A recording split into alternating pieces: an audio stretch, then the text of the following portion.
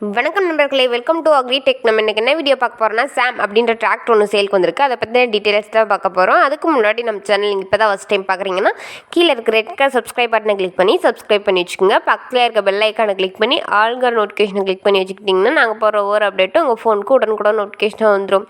நம்ம பார்க்கக்கூடிய டிராக்டரோட நேம் சாம். இதோட மாடல் எடுத்துக்கிட்டிங்கன்னா 2008 மாடல். இந்த வண்டிக்கு வந்து சிங்கிள் ஓனர் தான், நம்ம வாங்கினா செகண்ட் ஓனர். இந்த வண்டியோட ரிஜிஸ்ட்ரேஷன் நம்பர்னு எடுத்துக்கிட்டிங்கன்னா TN 32 ரிஜிஸ்ட்ரேஷன். இந்த வண்டியோட ஹெச்பி ரேஞ்சுன்னு பார்த்தீங்கன்னா 60 ஹெச்பி ரேஞ்ச் அப்படின்னு சொல்லியிருக்காங்க. இந்த வண்டியோட ஸ்டேரிங் கண்டிஷன் பார்த்தீங்கன்னா பவர் ஸ்டேரிங் தான்.